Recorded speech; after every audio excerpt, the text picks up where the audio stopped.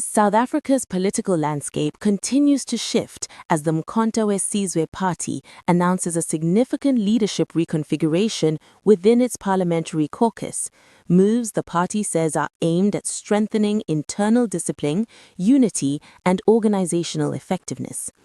In a media statement released on Friday, the MK Party confirmed that Mbabatho Mokoena Zondi has been appointed as a Member of Parliament in the National Assembly and will assume the role of Chief Whip, replacing Colleen Makubele, who was removed from the position last month.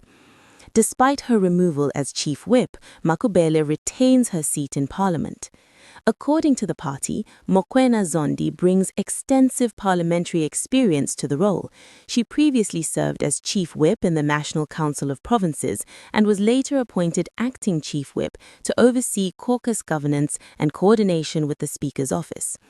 The MK Party's national spokesperson, Ndlamu Londlela, praised her performance, describing her leadership as disciplined, committed, and aligned with the party's organizational objectives.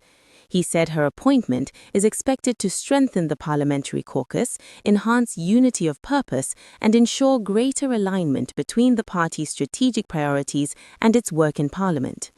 Ndlela also framed the decision as part of the MK Party's broader commitment to women's empowerment, emphasizing what he described as transformative leadership by women at the highest levels of responsibility. The party leadership, led by former President Jacob Zuma, has called on all MPs and party structures to offer full support to Mokoena Zondi as she takes up the role of Chief Whip. In a parallel development, the MK Party confirmed another major leadership change with financial and organizational implications. Former Eskom Chief Executive Brian Molefe has been appointed as the party's Treasurer General, replacing Mbiyake Limba, who was removed. The party described Molefe as possessing the strategic capacity and financial expertise required at what it called a critical phase of the party's growth. To focus fully on his new responsibilities, Molefe has resigned as a Member of Parliament, a move that marks the second time he has stepped down from Parliament in his political career. In 2017, he resigned as an ANC MP after serving for only a few months amid controversy.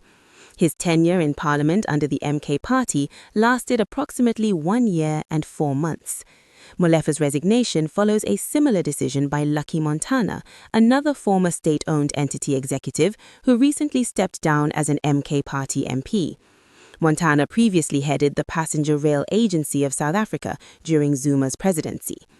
Both Molefe and Montana were named in the State Capture Commission report, though neither has been convicted of any criminal wrongdoing to date.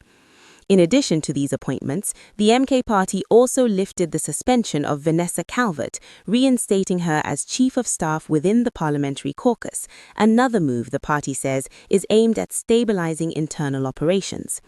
Taken together, the leadership changes reflect a broader effort by the MK Party to consolidate authority, tighten organizational discipline, and reinforce collective leadership as it positions itself within South Africa's competitive parliamentary environment. As the party continues to redefine its leadership structures, political analysts are closely watching how these changes will affect its effectiveness in Parliament and its appeal to voters ahead of upcoming electoral contests. For now, the MK Party insists the reshuffle signals renewal rather than instability, an attempt to sharpen its parliamentary presence and strengthen its organizational backbone.